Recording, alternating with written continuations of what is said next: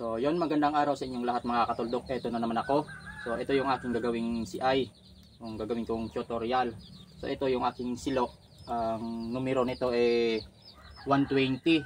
Tsaka ito naman yung pinakabahayan niya. Yung numero nito ay 180. Pwede rin kayong gumamit ng 190, pwede rin yung 170, okay na yon. Basta yung itong silo 120. Mas maganda itong 120. Tapos ito naman yung gagamitin kong pangkulay. Ito, meron akong kulay green, 5 pirasong green. Tapos brown, 5 pirasong brown, tsaka 5 pirasong itim.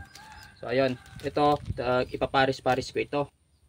Itong isang pares green, itong isang pares ulit itim, tsaka itong isa brown, para pwede ko itong gawing camouflage na CI. So ngayon, nagiinit lang ako ng tubig. Ito. Hintayin kong kumulo yan. Hintayin ko yan kumulo para ilagay ko na itong aking itong aking pangkulay. So unahin ko yung kulay green. So ayan mga katulok, at kumulo na itong aking sinalang na mainit na tubig, kaya ilalagay ko na itong itong pangkulay, itong green. Ayan kulay agad yung tubig ko.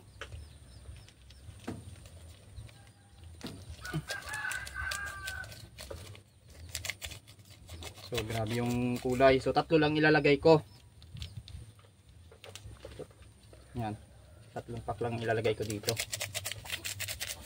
Kasi matingkad na yung kulay sa 3 piraso.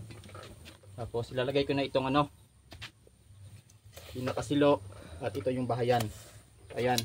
Hintayin natin magkulay green yan. Tsaka mas maganda kapag nalaga talaga. Lalong titibay yung yung nylon. Kita nyo, nagi-green na So konting pa. Takpan ko muna. So maya maya pwede na natin kunin yan. Pwede na ito. Ayan.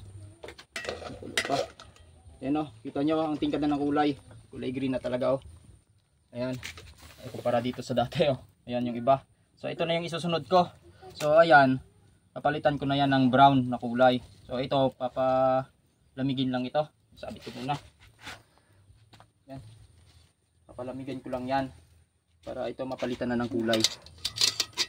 At ito na nga mga katuldok, natapos ko ng kulayan yung 3 pares na nylon para sa gagawin kong CI. At abangan nyo ang susunod na video ko mga katuldok, kasi ito gagawin kong box type na CI na camouflage. Kaya sa mga gustong matuto kung paano gawin itong aking ginagamit sa pangate para sa manok na labuyo, o kung tawagin dito sa amin ilahas, panoorin nyo na lang yung video ko sa sunod na video ko, kasi gagawa na ako ng tutorial kung paano gawin itong aking CI na ginagamit. At pakishare naman ng video ko na to mga katuldok, at makita naman ng iba para magkaroon sila ng idea kung paano gumawa nitong CI na ginagamit ko. At syempre huwag kalimutan like and follow para next video ko makita mo. Ayos!